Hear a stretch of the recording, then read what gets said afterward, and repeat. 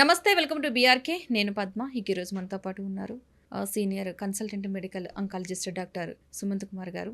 వారిని అడిగి అసలు క్యాన్సర్ అనేది ఈ మధ్య కాలంలో ఎక్కువగా వింటున్న మాట. దాంతో ఎంతమంది బాధపడుతున్నారో కూడా తెలిసిన అంశమే. దాని గురించి మాట్లాడే ప్రయత్నం అయితే చేద్దాం. నమస్తే డాక్టర్ గారు.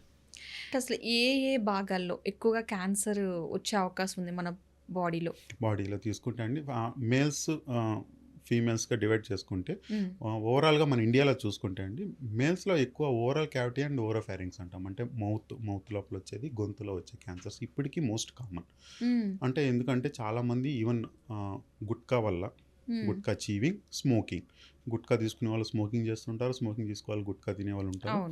ఇక్కడ ఎక్కువ ఎక్స్పోజ్ అవుతుంది. ఫస్ట్ ఓరల్ మీకోసా కంటిన్యూస్గా ఇరిటేట్ అయ్యే కొద్ది ఏమవుతుంది అంటే అండి అది నార్మల్ ఎపిథీలియం అనేది, పొర అనేది క్యాన్సర్గా మారిపోతుంటుంది. సో అది మోస్ట్ కామన్. నెక్స్ట్ మగవారిలో తీసుకుంటే మాత్రం లంగ్ క్యాన్సర్ అండి. ఈ రోజుల్లో లంగ్ క్యాన్సర్ అనేది చాలా ఎక్కువ పెరుగుతూ ఉంది incidence. One of the reason smoking అనేది ఎర్లీ యంగ్ ఏజ్లో స్టార్ట్ చేస్తున్నారు.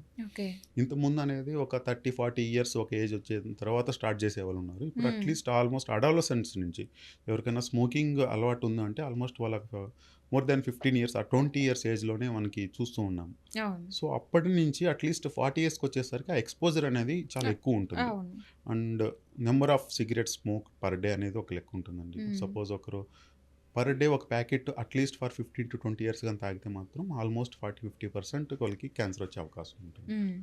సో ఆ లెక్క ప్రకారం తీసుకుంటే మనం ఎర్లీగా స్టార్ట్ చేసిన వాళ్ళు ఎస్పెషల్లీ లాంగర్ డ్యూరేషన్ కానీ స్మోక్ చేసే కొద్దీ వాళ్ళకి వచ్చే అవకాశాలు అనేది పెరుగుతూ వెళ్తూ ఉంటుంది ఇయర్ బై ఇయర్. అది లంగ్ క్యాన్సర్ అందువల్ల వన్ ఆఫ్ ది రీజన్ ఎందుకు ఇంక్రీజ్ అవుతుంది అనుకుంటే. ఇంకొక రీజన్ చెప్పుకోవాల్సి వస్తే ఈ environmental exposure. Smoking lot of ఎన్విరాన్మెంట్లో ఉన్న స్మోక్స్, సో మనకు వచ్చే పొల్యూషన్ వల్ల దాంట్లో నార్మల్ పొల్యూషన్లో హైడ్రోకార్బన్స్ అని ఇవన్నీ ఉంటాయి. క్రానిక్గా ఎక్స్పోజ్ అయ్యే కొద్దీ లోపల డిపాజిట్ అవుతుంది. కొంతమందికి ఆక్యుపేషనల్ హజార్డ్ అంటాం. సమ్ పీపుల్ బయట ఎక్కువ ఆస్బెస్టాస్ వాటి ఫ్యాక్టరీస్లో వర్క్ చేయడం, సో ఇన్హలేషన్ అనేది వాళ్ళకి తెలియకుండా మాస్క్స్ వేసుకోకుండా ఎస్పెషల్లీ వర్క్ చేస్తూ ఉంటారు చాలామంది సిమెంట్ ఇండస్ట్రీస్లో వాటిల్లో. సో అవన్నీ లోపలికి వెళ్ళి ఇరిటేట్ చేసి వాళ్ళు క్యాన్సర్ కాజ్ చేసే అవకాశాలు ఉంటాయి. అలా కాకుండా ఇంకొన్ని జెనెటిక్ కూడా ఉంటాయండి, ఒక 10-15%. ఏమి ప్రమేయం లేకుండా కూడా లంగ్ క్యాన్సర్ వచ్చిన వాళ్ళు కూడా ఉన్నారు. ఎస్పెషల్లీ యంగ్ ఫీమేల్స్ అనమాట. వాళ్ళకి ఇప్పుడు కానీ స్మోకింగ్ ఎక్స్పోజర్ ఉండదు, ఎన్విరాన్మెంటల్ ఎక్స్పోజర్ ఉండదు. అవన్నీ కొంచెం మ్యూటేషన్ అంటాం. సో ర్యాండమ్ మ్యూటేషన్స్ ఒక 1,00,000 మంది తీసుకుంటే ఎవరికో ఒక 10 మంది 15 మందికి తెలియకుండానే అక్కడ లంగ్లో ఇక్కడ మ్యూటెంట్ అయిపోతుంటాయి నార్మల్ సెల్స్. అవి క్యాన్సర్ కణాల్లాగా మారిపోతూ ఉంటాయి. అది ర్యాండమ్ ఈవెంట్. అంటే ఎవరికి వస్తుందో ఎవరికి రాదో అనేది అలాంటి పాపులేషన్లో చెప్పడానికి ఉండదు. కొంతమంది అడుగుతుంటారు, సార్ నాకు ఏ అలవాటు లేదు బట్ నాకు లంగ్ క్యాన్సర్ వచ్చింది. యూజువల్లీ లంగ్ క్యాన్సర్ అంటే మనకి ఎప్పుడు స్మోకింగ్ చేస్తేనే వస్తుంది అనుకుంటాం కదా. కొంతమంది ఒక 10-15% ఆఫ్ ఆల్ లంగ్ క్యాన్సర్స్లో మాత్రం వితౌట్ ఎనీ రీజన్, అంటే ఇలాంటి ఎక్స్పోజర్ ఏమీ లేకుండా కానీ మనకి లంగ్ క్యాన్సర్ వచ్చే అవకాశాలు కూడా ఉంటాయి. కొంతమందికి అలా గ్రాండ్ పేరెంట్స్లో ఉండొచ్చు, కానీ నెక్స్ట్ జనరేషన్కి కానీ నెక్స్ట్ జనరేషన్కి కానీ రాకుండా ఉండాలంటే ముందుగా మనం జాగ్రత్తలు తీసుకునే అవకాశం ఉందంటారు? ఉందండి. ఫస్ట్ ఆఫ్ ఆల్ వాళ్ళకి ఏం క్యాన్సర్ వచ్చే దాన్ని బట్టి ఉంటుందండి. వాళ్ళ గ్రాండ్ పేరెంట్స్లో కానీ పేరెంట్స్లో కానీ వాళ్ళకున్న క్యాన్సర్ దాన్ని బట్టి ఉంటుంది. ఎందుకంటే అన్ని క్యాన్సర్స్ జెనెటిక్గా ఉండవండి. కొన్ని క్యాన్సర్స్ తీసుకుంటే ఎస్పెషల్లీ వాళ్ళ పెద్దవాళ్ళల్లో ఎవరికన్నా కానీ breast cancer, ovarian cancer, colon cancer, endometrium గర్భసంచికి సంబంధించిన cancer, or stomach cancer, or prostate cancer, pancreas cancer. So ఈ క్యాన్సర్స్ అన్నీ చాలా వరకు ఈ క్యాన్సర్స్కి జెనెటిక్ అసోసియేషన్ అనేది కొంచెం ఎక్కువ ఉంటుంది.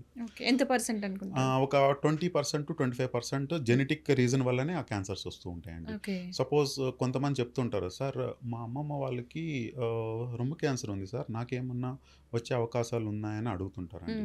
రొమ్ము క్యాన్సరే రావాలని లేదు, ఒకవేళ జెనెటిక్గానే ఉంటే. సో ఆ జెనెటిక్ మ్యూటేషన్ ఉంటే వీళ్ళకి ఓవరీ క్యాన్సర్ రావచ్చు, ఎండోమెట్రియం రావచ్చు. కొంతమందికి అలా క్యాన్సర్తోనే వస్తారు. మేము హిస్టరీ అడిగే కొద్దీ వాళ్ళు చెప్తూ ఉంటారు, సార్ ఫలానా మా పెదనాన్నకి కొలాన్ క్యాన్సర్ ఉండింది, మా అమ్మమ్మకి ఇట్లాగా ప్యాంక్రియాస్ క్యాన్సర్ ఉండింది. సో అసోసియేషన్ అనేది మాకు అర్థమవుతుంటుంది, ఓహో ఎక్కడో జెనెటిక్ కాంపోనెంట్ ఉంది అని చెప్పి తనలో మనం టెస్ట్ చేస్తాం అన్నమాట. అలా అసోసియేషన్ కానీ మనకు అనిపించింది అనుకుంటే సమ్ జెనెటిక్ కాంపోనెంట్ ఉందని పేషెంట్లో టెస్ట్ చేస్తాం. పేషెంట్లో కానీ జెనెటిక్ మ్యూటేషన్ కానీ పాజిటివ్ ఉంటే వాళ్ళ పిల్లల్లో కూడా చేస్తామండి. ఓకే. ఎందుకంటే అదే జీను వాళ్ళ పిల్లలకి క్యారీ ఓవర్ అయ్యే ఛాన్సెస్ ఉంటాయి. అవును. అంటే 50% ఆఫ్ ఛాన్సెస్ ఉంటుందన్నమాట పిల్లల్లో. సో హ్మ్. వాళ్ళకి ఇద్దరు పిల్లలు ఉంటే ఖచ్చితంగా ఒక్కరికి ఉండే అవకాశాలు ఉంటాయి. Hmm. Or each son or డాటర్కి 50% ఆఫ్ ఛాన్స్ ఉంటుందన్నమాట అదే మ్యూటేషన్ క్యారీ ఓవర్ అవడానికి. ఓహ్! వాళ్ళ పిల్లల్లో కానీ పాజిటివ్ కానీ వస్తే ఫ్యూచర్లో మళ్ళీ ఒకవేళ వచ్చినా కానీ ముందుగానే ఎలాగ డిటెక్ట్ చేయాలి, రాకుండా ఏమేమి జాగ్రత్తలు తీసుకోవాలనేది మేము చూస్తూ ఉంటాం. హ్మ్. సో మేజర్గా ఎవరైనా క్యాన్సర్ పేషెంట్ మా దగ్గరికి వచ్చారంటే ఆ ఫ్యామిలీ హిస్టరీకి బ్యాక్ వెళ్తామండి. హ్మ్. సో వీళ్ళకి ఏమైనా జెనెటిక్ అసోసియేషన్ ఉందా లేదా అనేది తెలుసుకోవడానికి ఒక హిస్టరీ తీసుకుంటాం. ఓకే. దాన్ని బట్టి మన పిల్లలు కూడా వస్తుందా లేదా, జెనెటిక్ టెస్టింగ్ చేయించాలా వద్దా అనేది. అప్పుడు మనం ప్రివెన్షన్కి వెళ్ళగలం. హ్మ్. పిల్లల్లో కానీ వాళ్ళ సిస్టర్స్లో కానీ ఎస్పెషలీ వాళ్ళ పేషెంట్ వాళ్ళ సిస్టర్స్ బ్రదర్స్ ఉంటారు కదండి. అవును. సో ఫ్యామిలీ హిస్టరీ ఈమె కానీ ఉంది అని మనకి డౌట్ వస్తే వాళ్ళలో కూడా ఉండే ఛాన్స్ ఉంటుంది. వాళ్ళకి కూడా, ఎందుకంటే వాళ్ళు they are bond from same blood only. అవును. సో సిస్టర్స్కి వాళ్ళ సిబ్లింగ్ వాళ్ళ సన్స్ ఆర్ డాటర్స్ కూడా మేము టెస్టింగ్ చేయిస్తాం. Twins also. ఎవరైనా సరే టీమ్స్ ఉంటే ఇంకా ఎక్కువ ఛాన్స్ ఉండొచ్చు. ఓకే. ఇప్పుడు పిల్లల నుంచి అదే గ్రాండ్ పేరెంట్స్ నుంచి వస్తుందని చెప్పేసి అనుకుంటున్నాం. సో దానికి ముందుగానే మనం గెస్ చేసి అంటే ఎంత పర్సెంటేజ్ ఉంటుందని చెప్పేసి అంటున్నారు. అలా కాకుండా ఇన్ కేసు ఫ్యామిలీలో ఎవరికి లేదనుకుందాం పర్ సపోజ్. ఇన్ కేసు వీళ్ళకి డౌట్ అంటే మనం అనుకున్నట్టుగా ఏమైనా క్యాన్సర్ సింటమ్స్ కొంతమందికి అసలు కనిపించు బాడీలో, అంటే కనిపించు లాస్ట్ స్టేజ్కి వచ్చే వరకు ఎవరికి తెలియదు అన్న పొజిషన్. అలా కాకుండా అలాంటి సిచ్యువేషన్స్ ఎవరు ఎదుర్కోకుండా ఉండాలంటే మనం ఫస్ట్ నుంచి ఎలాంటి జాగ్రత్తలు తీసుకోవాలి అండ్ టెస్ట్ అనేది ఎప్పుడు చేయించుకోవాలంటారు? అప్రూవ్డ్ చేసుకుంటే అండి వరల్డ్ వైడ్ క్యాన్సర్ వచ్చిందా లేదా నార్మల్ పర్సన్కి చూస్తుంటే, సపోజ్ ఎవరైనా నార్మల్ పర్సన్ వచ్చి సార్ నాకు క్యాన్సర్ ఉందా లేదా అని నాకు తెలుసుకోవాలి ఉంది సార్ అని అడుగుతారు. మేము వెంటనే వెళ్ళి ఏమి స్కాన్ చేసుకోండి అమ్మా, పెట్ స్కాన్ ఏమైనా బ్లడ్ టెస్ట్ చేయించుకోవాలని చెప్పాం. ఫస్ట్ ఎందుకు తెలుసుకోవాలనుకుంటున్నారని అడుగుతాము. Basic question. ఏమో సార్ నాకు భయం వేస్తుంది అంటారు చాలా వరకు. ఏమైనా రీజన్ ఉంది ఎవరికైనా మీ పెద్దవాళ్ళలో ఉందని ఫస్ట్ అది రూల్ అవుట్ చేస్తాం. ఎవరైనా జెనెటిక్ అసోసియేషన్ ఉందా లేదా. ఉంది అనుకుంటే మేము టెస్టులకు వెళ్తాం, దానికి తగ్గట్టు టెస్టులకు వెళ్తాం. జెనెటిక్ టెస్టులు కానీ సిటీ స్కాన్ ఏమైనా అవసరం పడితే వెళ్తాము. అసలు ఎవరికీ లేదు ఫ్యామిలీలో అయినా కానీ నాకు డౌట్ ఉంది సార్ నాకు ఏమైనా టెస్టులు చేయండి అంటే మాత్రం అతనికి ఏమైనా స్మోకింగ్ హిస్టరీ ఉందా లేదా అది చెక్ చేస్తాం, ఒక మేల్ పర్సన్ అయితే. సో అది కూడా లేదు అనుకుంటే అవసరం ఉండదండి. అంటే ఇప్పటికి ఈవెన్ టిల్ నౌ ఫలానా టెస్ట్తో మీకు క్యాన్సర్ వచ్చే అవకాశం ఉంటుంది అనే ఉండే టెస్ట్ అయితే లేదండి ప్రపంచంలో. కొంతమంది చెప్తుంటారు ఆర్టిఫిషియల్ ఇంటెలిజెన్స్ ద్వారా ముందే కనుక్కుంటాం.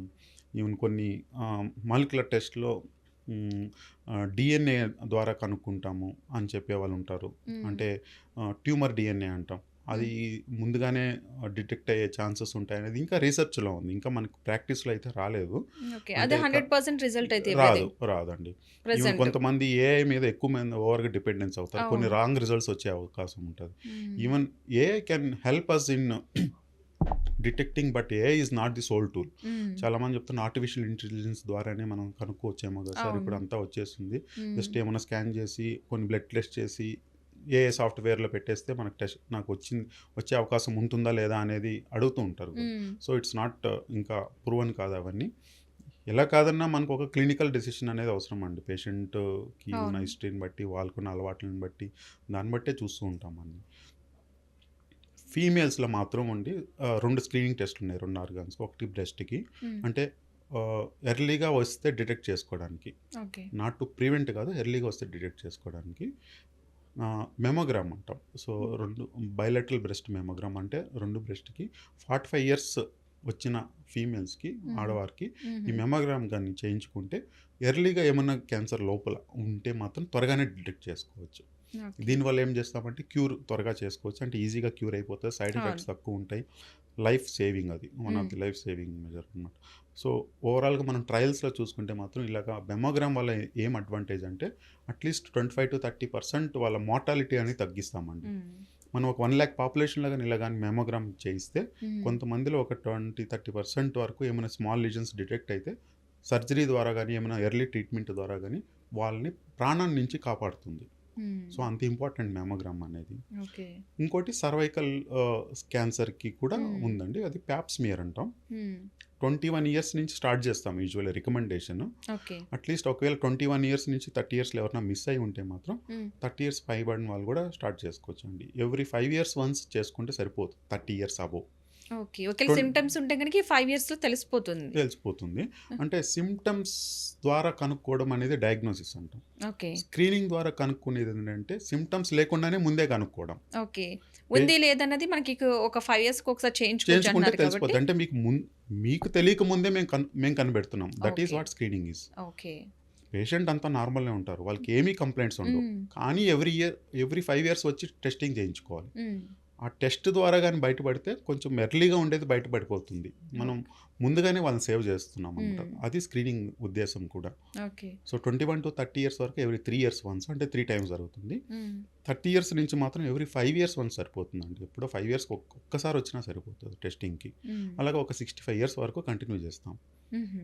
మెమోగ్రామ్ మాత్రం 45 ఇయర్స్ నుంచి స్టార్ట్ చేస్తాం. హుహు. At least every year till 55 years వరకు చేసి మళ్ళీ కావాలంటే 2 ఇయర్స్ వన్స్ అట్‌లీస్ట్ 75 ఇయర్స్ వరకు దాన్ని కంటిన్యూ చేసేయొచ్చు. Every year. ఎవ్రీ 2 ఇయర్స్ సరిపోతది. ఓకే. వీళ్ళకైతే ఎవ్రీ 5 ఇయర్స్. అవునండి. అవును. ఓకే.